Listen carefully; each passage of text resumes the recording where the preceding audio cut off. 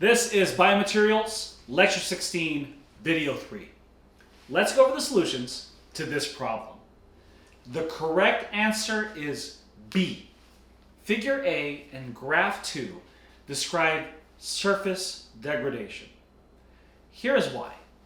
In bulk degradation, the cross-sectional area of the specimen will not necessarily decrease because water can penetrate the interior of the specimen and break it apart from the inside. Furthermore, any degradation on the surface can be offset by any swelling that the polymer experiences due to the presence of water between the polymer chains. As a result, a specimen that is experiencing bulk degradation will not experience a change in cross-sectional area over time, but it will experience a loss in strength because its integrity is weakened throughout due to bulk degradation. In contrast, Figure A represents surface degradation. The cross-sectional area of the specimen gets smaller with time, but degradation is prevented in the interior of the specimen. Recall that stress is force divided by cross-sectional area. A thick material will have the same ultimate tensile stress as a thin material as long as their bulk composition and structure remain the same. Therefore, Figure A and Graph 2 describe surface degradation. Surface degradation is a desirable phenomenon in absorbable sutures. So you already know that absorbable sutures are used to close wounds and facilitate the wound healing process. Let's now go into a few other ways that absorbable sutures are used. An interesting application for Vicryl was the treatment of a congenital anomaly in the toes of children. A link to the paper that describes this treatment is provided in the description below. As you can see in Figure A, this child was born with their pinky toe joined to another toe. Doctors surgically created a space between the toes and used biodegradable sutures to help the separated toes heal. Another application for Vicryl is tendon repair. We discussed the mechanical properties of tendons and their failure earlier in this course. A link to that lecture is provided in the description below. As we discussed in that lecture, tendons are a hierarchical structure. Some parts of the tendon can break, but other parts remain intact and take up the load. However, sometimes enough force is placed on the tendon that it completely snaps. So how do we fix a failed tendon?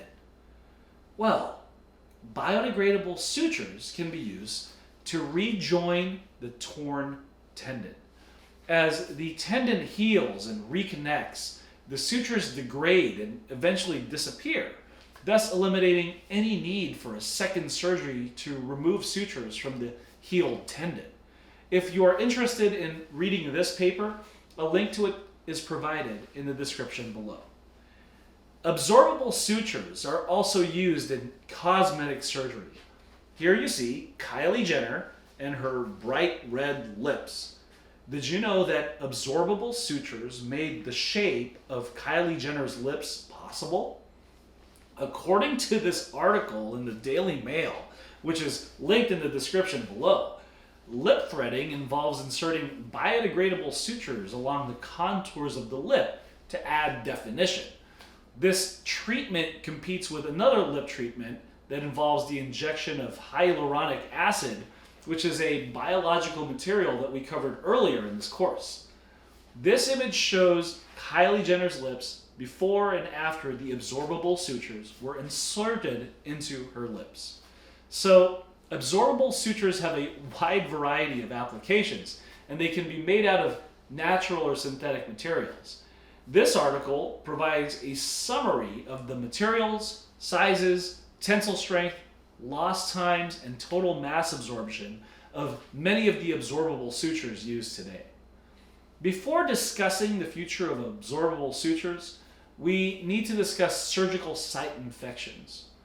Patients can develop infections when bacteria gets into incisions made during surgery.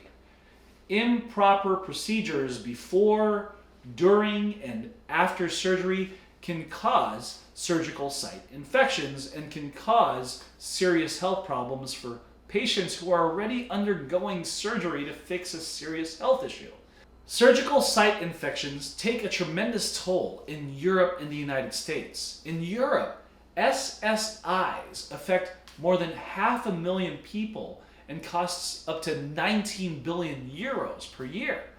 In America, 1 in 100 people who have had a surgery get a surgical site infection, which costs the country $10 billion per year. The occurrence of surgical site infections is even worse in low and middle income countries.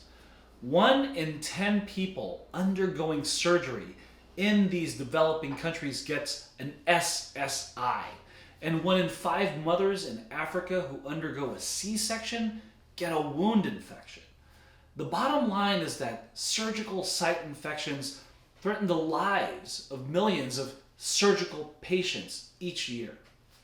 As shown on this slide, surgical site infections can be classified as superficial incisional, deep incisional, or organ/space. This slide shows that some surgical site infections occur in the regions where sutures are used. Now, there are a number of procedures that should be followed to prevent a surgical site infection. However, one way to address surgical site infections is through the use of antibacterial synthetic absorbable sutures. Vicryl Plus was approved almost 2 decades ago by the FDA. It is a suture that is coated with triclosan, which is an antibacterial substance. Currently, sutures coated with silver nanoparticles are being researched. Silver has powerful antibacterial properties that involve the generation of reactive oxygen species that directly affects the DNA and cell membrane of organisms. The mechanism is summarized in this slide and is described in the following video. Step 1. Bacteria contaminates the surface. Step 2. Silver ions are available to act against contaminating bacteria. Step 3. Silver ions act against bacteria. They combine with bacterial proteins in the cell and cell wall, interfere with DNA replication, and promote formation of reactive oxygen species. Step 4. Bacteria die. So sutures treated with silver nanoparticles may be used to combat surgical site infections in the future. This slide shows the difference between silver-treated and untreated sutures. Before we end this lecture, which is the last one that I'll be giving this semester, I'd like to close by going back to this slide that was discussed in Lecture 1. This course built on the knowledge that you gained in Engineering 86 and also taught you concepts that were not covered in that introductory course. Your prior knowledge of materials was essential to learning the synthesis, properties, composition, and performance of soft tissues and hard tissues. And this course also covered new material like X-ray diffraction, secondary bonding, thermal properties, diffusion, friction and wear, corrosion, and the degradation of ceramics and polymers. At the very least, it is my hope that this course helped you in completing your understanding of the tip of the iceberg of material science and engineering. If some of you choose to continue into the fields of material science and engineering, biomaterials, or biomedical engineering, please keep me updated on your careers. In closing, it is my hope that you not only learned much in this course, but you now have a better awareness of how fascinating the human body actually is. I've said it multiple times in this course, but we should all hope that we never need biomaterials in our bodies. However, we should appreciate the tremendous impact that biomaterials have had on society. We now live in an age where many problems that happen in the human body can be addressed with biomaterials and medical devices.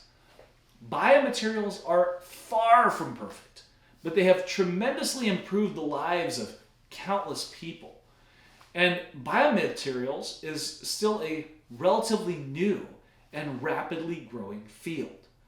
The engineers, scientists, doctors, and people who work on biomaterials and medical devices have greatly impacted society in such a positive way. And there is still much work to be done. And that concludes this lecture.